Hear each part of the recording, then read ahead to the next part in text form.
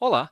Nessa aula complementar sobre o LibreOffice Calc, vamos repassar o nosso edital, pois eu esqueci na aula anterior de tratar alguns assuntos que eu acho que também são importantes e você deve conhecer. Como falamos que vamos trabalhar 100% do edital, então é mais do que justo repassar aí o conteúdo com vocês antes de nós passarmos para o próximo conteúdo. Está carregando, vamos aguardar um minutinho. Estou carregando na ferramenta do Word, do pacote Office. Eu dei 2 cliques e está associado esse meu Word à ferramenta. Eu vou cancelar e vou abrir a versão 2013 do Word, que vai ser mais rápido. Prontinho. Vamos ticar aquilo que nós já vimos com relação ao BR Office ou LibreOffice Calc. Conhecimentos práticos, dei bastante dicas para vocês a respeito desse tópico, vou considerar como feito. Atalhos e barra de ferramentas, falamos sobre eles.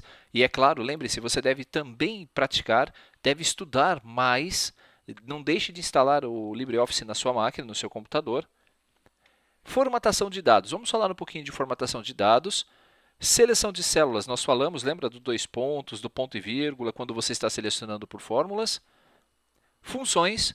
Passamos por diversas funções. E se você quiser material complementar, eu vou disponibilizar. Se você está inscrito nas nossas aulas, se você está inscrito nesse curso, junto com o conteúdo programático, você receberá um link onde diversos conteúdos, a minha apostila do Excel vai ser fornecida para você com diversas funções que também se aplicam ao LibreOffice. Fórmulas, nós falamos bem sobre fórmulas, lembram das 6 expressões matemáticas, das 6 operações matemáticas? Pois bem, referências absolutas e relativas eu vou falar já. Intervalos nomeados nós vamos falar já também. Gerenciamento de arquivos, nós falamos sobre a extensão durante o processo de salvamento. E lembre-se que você deve mandar também, ou fazer aquele recurso de salvar como e ver os tipos que são liberados. E por último, gráficos. Vamos tratar então de formatação de dados. Lembrando, clicando sobre o botão iniciar, todos os aplicativos, nós vamos encontrar aqui na nossa pacote o LibreOffice, acho que eu passei, aqui LibreOffice e LibreOffice Calc. Assim que abrirmos o LibreOffice Calc, vamos minimizar, vamos falar de formatação de dados. A formatação ela é bem simplificada. Nós já aplicamos na aula anterior formatação de preenchimento, que você se recorda por cor. Nós aplicamos aí a formatação de moeda. Algumas formatações estão na própria barra de ferramentas, mas se você quiser outras formatações, você vai ter acesso também. Veja só, vou aumentar um pouquinho o zoom. Segurando o Ctrl e girando o rolete do mouse para cima, nós vamos aumentar o zoom e para baixo diminuir o zoom. Vou escrever aqui alguns números. Se eu selecionar um conjunto de dados, digitar algum valor e pressionar, deixa eu ver se ele está indo, ele está processando, é isso aí. Vou colocar aqui, vou copiar esse número, 100, e vou copiar aqui para baixo, Ctrl C, Ctrl V. Vou selecionar esse primeiro número e com relação à formatação, nós temos o formato moeda que nós já vimos, cuja tecla de atalho é Ctrl Shift 4. Se você quer formatar um número como porcentagem, se nós formatarmos esse número 100 como porcentagem, ele vai ficar um número enorme. Então, o que eu vou fazer? Antes de formatar em porcentagem, eu vou colocar aqui o número 1, que equivale a 100%. Quando formatar, veremos 100%. Se eu escrever 0,1 em uma célula e formatá-la, ela vai ser formatada como 10%. Se eu escrever 0,01 e formatar como porcentagem, nós vamos ver aqui 1%. Esse botão aqui é interessante porque ele é chamado de formatação como número. Se você tem um número grande em uma célula e clica sobre esse botão de formatação, você vai ver que o separador de milhar vai ser inserido para facilitar a leitura de números grandes. Este aqui é o formatar como data. Se você tiver um número, por exemplo, vou colocar aqui 45.000. E se eu formatar isto aqui com uma data, cliquei errado aqui. Você vai ver que essa data é 15/3/2023. Mas como assim, Alessandro, 2023? Uma dica para vocês agora com relação à data. Quando digitamos uma data numa célula, Ctrl, ponto e vírgula faz a inserção da data atual e Ctrl, Shift, 2 pontos, faz a inserção da hora. Eu vou escrever aqui para você anotar. Ctrl mais ponto e vírgula. É mais fácil digitar o acento, né, Alessandro? Insere a data e o Ctrl mais os 2 pontos insere a hora. Quando o Calc insere uma data na sua célula, se você formatar essa célula como um número, você vai ver que, na verdade, ele é um número inteiro. 42.305 representa a data atual. Isso porque as planilhas eletrônicas elas calculam a diferença de datas entre o dia 1º de janeiro de 1900. Hoje, se passaram exatamente 42.305 dias. Uma conta rápida. Se colocarmos a data atual e você colocar a data do seu aniversário em uma célula e pedir para subtrair o maior menos o menor, você vai ver o número de dias que há de diferença entre duas datas. Eu, por exemplo, já vivi 15.691 dias. O dia do meu aniversário, eu nasci quando haviam se passado quanto tempo? Se eu formatar como número inteiro, haviam se passado apenas 26.614 dias desde o dia 1º de janeiro de 1900. Guarde essa informação, ela é útil. Com relação à hora, é a mesma coisa. A hora ela é representada por um número decimal. Quando formatamos uma hora, você vai ver esse aqui. O número 1 inteiro equivale a 24 horas. Qualquer número decimal representa um horário. Se você escrever 0,5 em uma célula e formatar essa célula como número, vamos clicar com o botão direito nela. Eu vou escolher aqui em formatar células. Você também pode usar o menu aqui na parte de cima. Eu tenho aqui a formatação de hora e você vai ver que esse 0,5 equivale a 12 horas. Toda vez que você quiser formatar, você encontrará botões para facilitar aqui a formatação, mas a formatação completa pode ser dada pelo comando formatar células.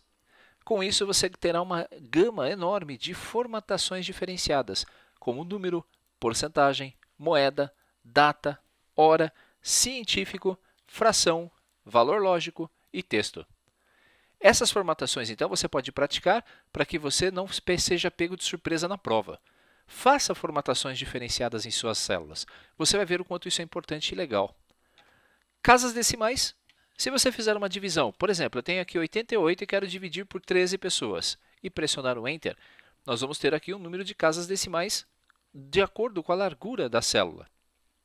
Se você quiser tirar casas decimais, você pode clicar sobre esse botão, que ele exclui casas decimais, arredondando para cima. Isso é interessante. Se esse número aqui é maior ou igual a 5, ele vai arredondar para cima o número imediatamente anterior.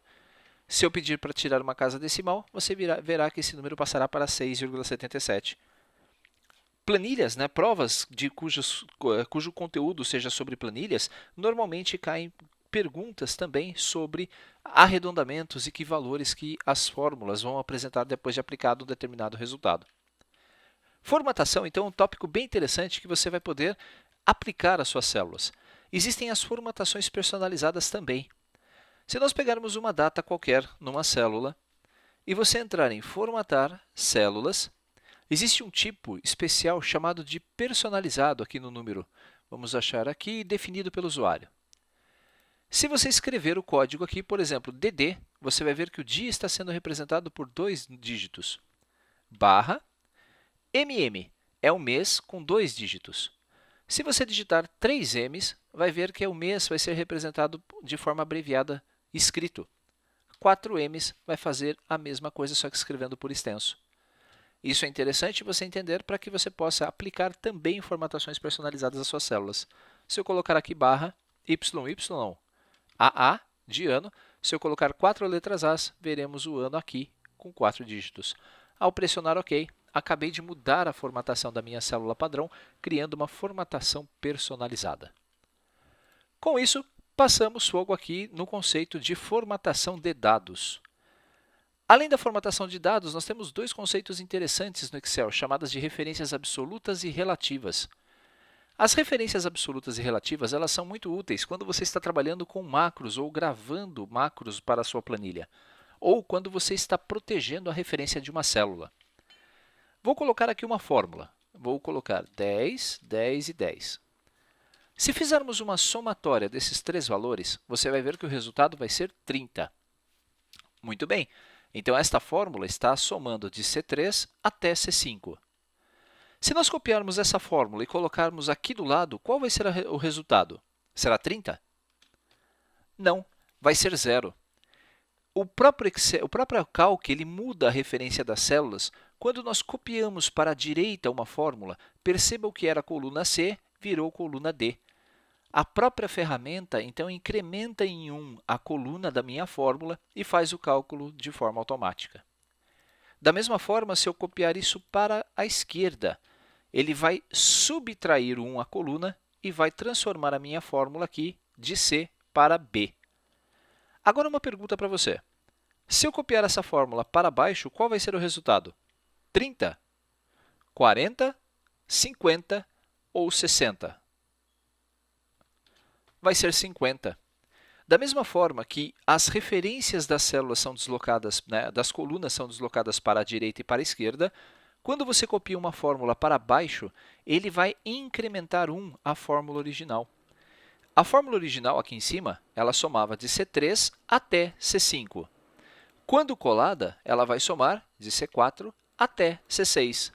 É fácil de identificar por causa desta região que aparece quando você está selecionando os dados da sua célula. Você pode arrastar essa região para cima, fazendo com que ela volte a ficar na posição atual, mas isso requer atenção.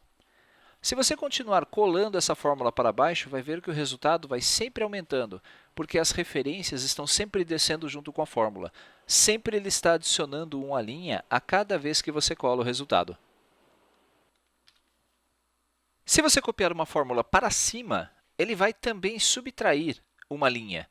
Vou fazer um teste, olha só. Aqui ele está de D3 até D5. Se copiarmos essa fórmula e colarmos na célula de cima, a referência agora será de D2 até D4. Se você tentar colar uma fórmula por uma região em que ele não consegue mais fazer o mapeamento da célula original, esse erro de referência vai ser exibido e a sua fórmula vai apresentar o erro. Se na sua prova aparecer o erro ref, refere-se a quê? Refere-se a um endereço de célula inválida na fórmula. E outros erros podem aparecer também. Quando você vai errar quando você erra o cálculo com números e letras junto na mesma fórmula. Tem uma série de itens que você vai trabalhando no dia a dia e vai notar essa diferença entre as células. Bom, copiando. Mas, Alessandro, como é que nós resolvemos esse problema?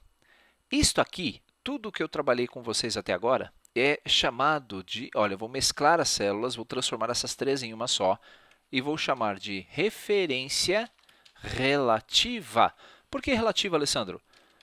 Porque depende da localização da fórmula, dependendo de onde eu estou tirando a fórmula e colando ela, a referência vai mudar. Agora, eu vou preencher aqui com uma cor de preenchimento, negrito. Isso você sabe fazer e com certeza você não precisa de curso para aprender a fazer formatação. Um pouquinho só de prática você vai conseguir fazer formatações legais. Mas, Alessandro, e a tal da referência absoluta? O que é isso? A referência absoluta ela foi criada, ela foi elaborada, primeiro, para que a fórmula sempre fosse aplicada para a célula para a qual ela foi criada.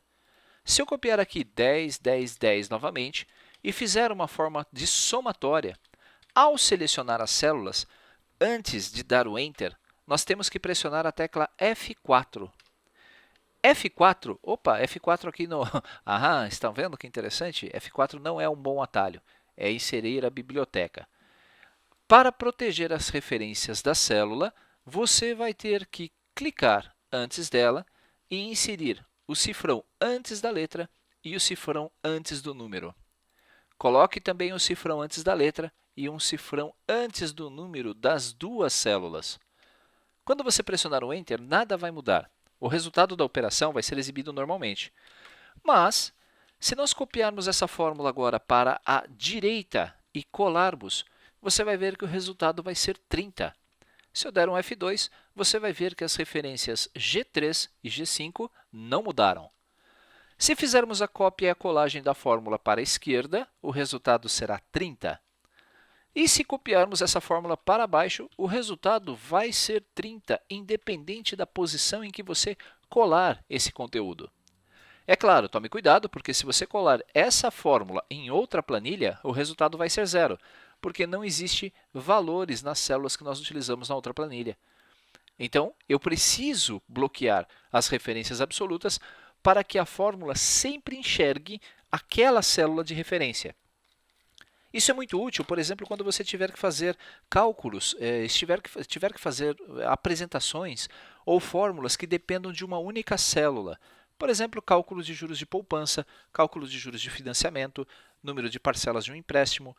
Tudo isso você digita esse valor em uma única célula e nas suas fórmulas você protege essa referência para evitar que ela seja alterada. Isso se chama referência absoluta. Pratique. Vou considerar também esse tópico como trabalhado.